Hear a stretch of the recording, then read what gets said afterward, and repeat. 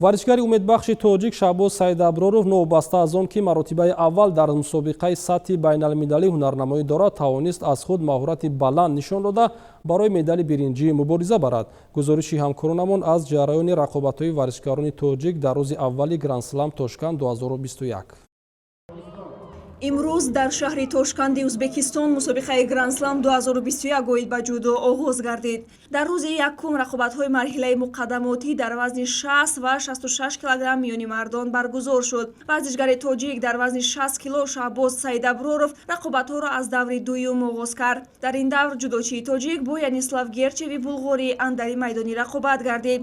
Дар ҷараёни вохӯрӣ варзишгари кишвари Булғористон аз ҷониби довар 3 шидо гирифт ва мувофиқи қоида пирӯзӣ ба паҳлавони тоҷик дода шуд. Шаҳбоз Саидаброров дар даври сеюм бо варзишгари Беларус Артем Коласау вориди майдон шуд. Дар ин нерӯсанҷӣ варзишгари тоҷик аз оғоз маҳорати волои касбӣ нишон медод. Рақиб бошад зуд ба иштибоҳ даст мезад. Аз ин рӯ пас аз дарёфти 3 иштибоҳ аз майдон ронда шуд ва паҳлавони тоҷик ба даври чорумро хат гирифт.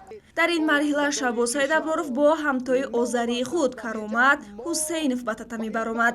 Рақобати мазкур қариб 6 дақиқа идома намуд. Варзишгари тоҷик пас аз дарёфти 3 танбеҳ ноком гардид. Аммо бо ин Гранд-Слами Тошканд барои паҳлавони тоҷик анҷом наёфт. Шаҳбоз дар даври тасаллубахш бо Ҷаба Папинашвили гурҷӣ нерӯсанҷӣ кард. Дар ин сабқат ки беш аз 7 дақиқа идома кард, Шаҳбоз бо партофти зебои худ соҳиби вазаре гардида ғолиб шуд. ҳамакнун барои медали биринҷии мусобиқаи Гранд-Слам Тошканд 2021 Шаҳбоз Саидаброров бо ҳамтои худ аз Узбекистон Комрон Нуралиев вориди татамӣ гардид. Дар ин рақобат варзишгари тоҷик то охирин лаҳза ҳунари воло нишон дод ва муқобили ҳариф истодагарии хуб кард. Вале мутаассифона довар паҳлавони тоҷикро бо 3 шидо муҷозот намуд ва медали биринҷӣ насиби паҳлавони узбек гардид.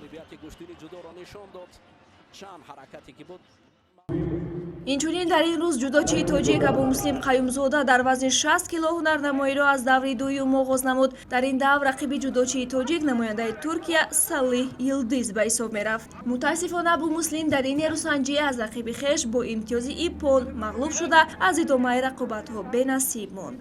Дар вазни 66 кило бошад ҷудочии тоҷик Баҳром Суфиев дар даври дуюм бо Натон Бернси ирландӣ қувва озмуд. Вохӯри ин паҳлавонон то вақти тиллоӣ кашида шуд ва варзишгари ирландӣ бо иҷрои як амали худ ва зари кор карда ғолиб гардид. Паҳлавони дигари тоҷик дар вазни 66 кило Алиҷон Сафаралиев дар даври аввал озод буд ва дар даври дуюм бо Димитрий Минкову беларусӣ ба татамӣ баромад. Дар ин нерӯсанҷӣ варзишгари беларусӣ аз худ маҳорати воло нишон дода пирӯзӣ ба даст овард. Алиҷон бошад аз идомаи рақобатҳо маҳрум шуд.